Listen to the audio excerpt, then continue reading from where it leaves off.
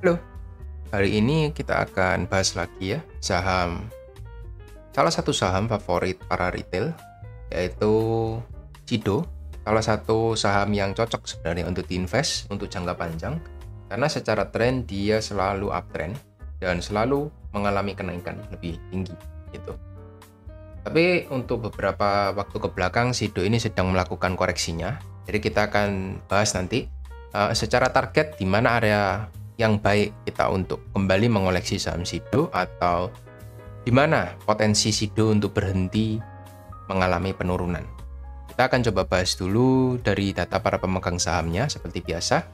Kita akan lihat di sini ada dua data yang ingin saya tunjukkan. Yang pertama ada shareholder composition dan yang kedua jumlah pemegang saham.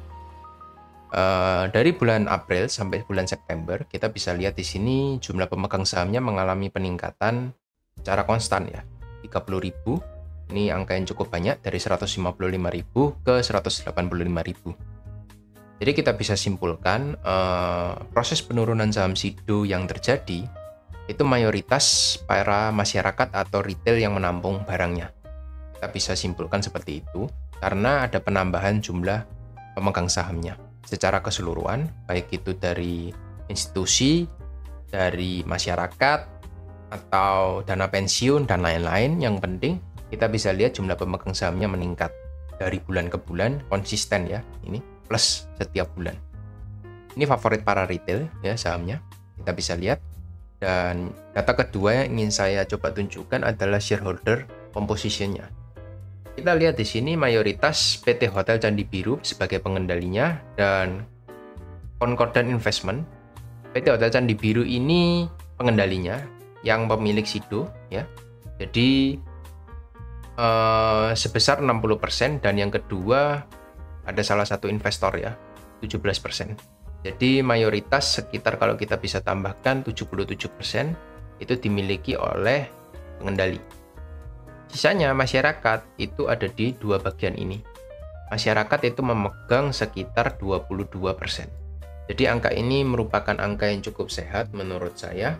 22,39 tidak terlalu besar, tapi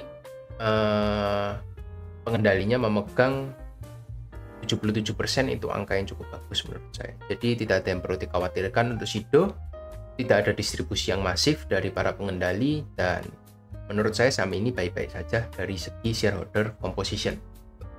Lalu bagaimana dari segi teknikal? Kita akan coba bahas ya.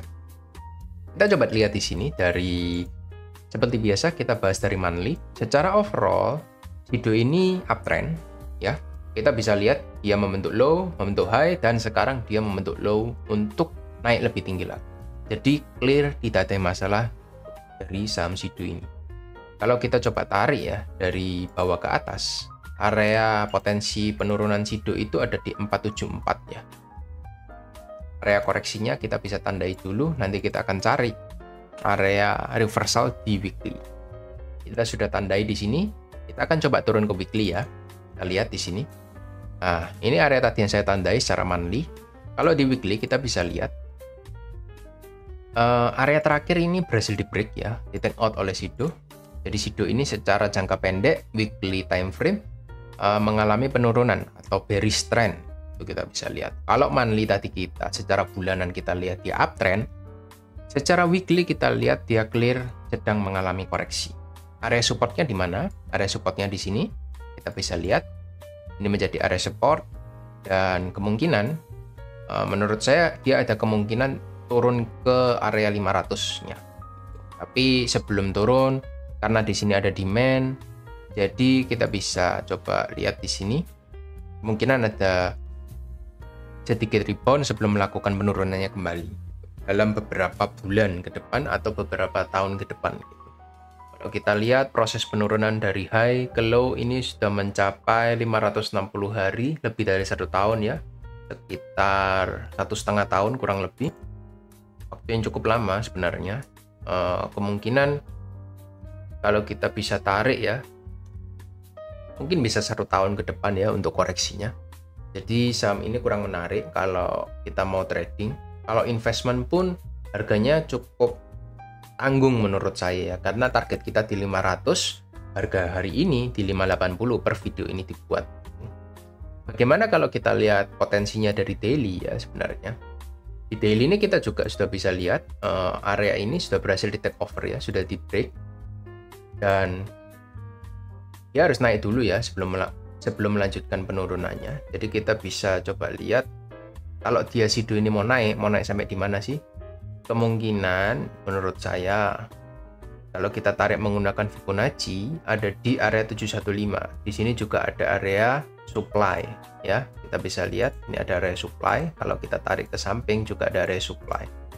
Jadi kemungkinan untuk Shido ini selama dia masih belum breakout dari area trendline ini masih bearish. Tapi kalau dia sudah breakout dari area trendline ini secara daily chart ya kita bisa lihat dia bisa mengejar sampai 715. Jadi bagi yang ingin buang barang jangan buang di harga 580. Kita tunggu di 715. Kurang lebih di 700 lah. Kalau kita boleh bulatkan ya di 700 angka psikologis boleh untuk kurangi posisi kalau kita sudah masuk terlalu banyak. Nanti kita take over lagi di bawah. Lumayan kan, ada 580 ke 700 itu ada 20% gitu kurang lebih. Ya itu sih, nggak terlalu banyak yang bisa dibahas untuk Shido karena ini sedang masuk masa koreksinya ya. Biasanya koreksi itu ada 5 wave ya, kita bisa lihat. Ini secara Elliott wave analysis ya. Ini wave pertama, wave kedua, dan ini potensi untuk wave ketiga, dan dia akan melanjutkan wave keempat, wave terakhir itu wave kelima. Jadi secara Elliott wave ini cukup masuk akal, seperti yang sudah kita gambarkan dari monthly time frame kemarin. Di monthly time frame itu ada di area 500, dan secara wave keempat dia akan naik dulu sebelum melanjutkan penurunannya untuk mencapai target area kita di 500. Itu aja sih update dari saya untuk Shido secara jangka panjang. Secara shareholder composition-nya juga masih oke, pengendali masih memegang mayoritas saham, tidak ada yang perlu dikhawatirkan untuk saham ini. Menurut saya ketika dia sudah mencapai area 500 itu merupakan area yang terbaik untuk kita bisa akumulasi, dan saham Shido bisa kembali naik lagi sampai mencapai titik high-nya yang kemarin di 1000 kurang lebih untuk menjadi target kita. Itu aja sih dari saya. Terima kasih. Saham apa lagi yang ingin dibahas? Tulis di komen. Good luck.